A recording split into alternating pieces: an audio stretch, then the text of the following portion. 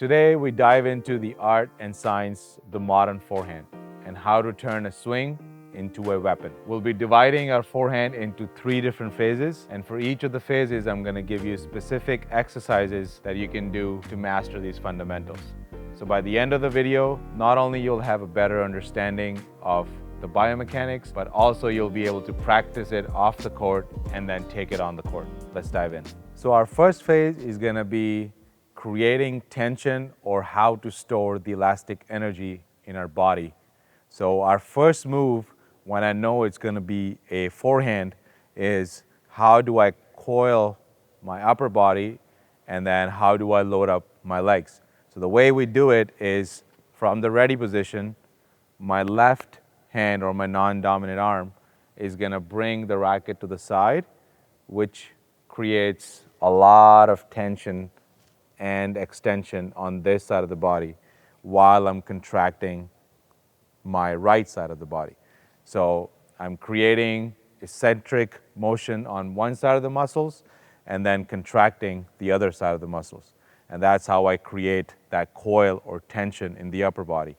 And then at the same time, I load up the legs, and from this position, now I'm ready to uncoil or ready to unload, which leads us to our second phase of the forehand, which is going to be the horizontal uncoil and the push up from the legs. So we're going to discuss all the phases in a row, and then I'm going to give you all the exercises in the end, and this way it's going to be a bit more continuous for you to watch. In this stage, what happens is our horizontal uncoil and the vertical push happens simultaneously.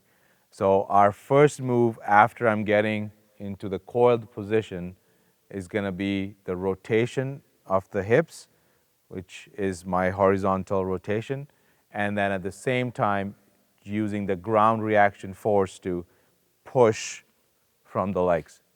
So it happens at the same time where I'm going coil, hips rotate, I'm going up, and that what creates my arm to propel forward, creating that lag that we so desperately need and want to create power and also racket head speed through my hitting zone, which takes us into our phase number 3, which is going to be the arm mechanics and also the wrist control, which is where the magic happens and where we make contact with the ball. So as my arm starts to move in a forward and upward direction as I'm about to hit the ball, depending on how much topspin I'm trying to hit, or if I'm trying to hit a flatter shot, it will depend how steep my angle of the racket is and how steep the angle of my arm is, depending on how much topspin I'm trying to hit.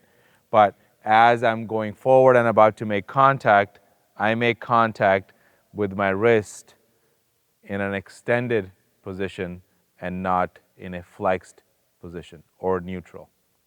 So right here, when I make contact with the ball, this is going to be my strongest position with my wrist in order to make contact, which will also help me keep my racket head through my hitting zone a lot more consistent and stable, which will result in a more powerful and a cleaner strike. So now let's look at all the exercise for each of the phases so you can master these fundamentals and practice it off the court so you can hit those powerful forehands on the court. So for the first exercise, we're going to be training our coil or stretching those muscles into the setup position.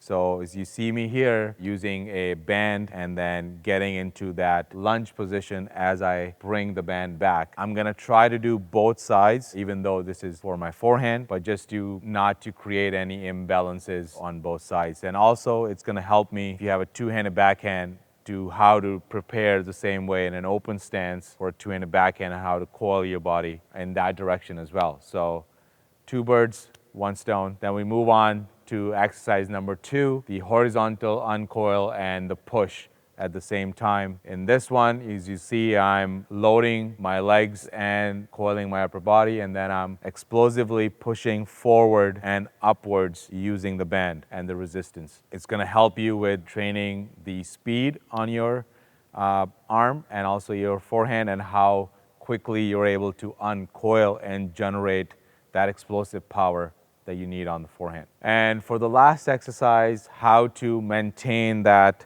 wrist angle and that palm facing the right way. We did a great video on that, which you can check it out here. It's going to help you pretty much put everything together that we discussed today and do these simple drills that can elevate your forehand even more. So check that out, and I'll see you in that one. Thank you. Bye.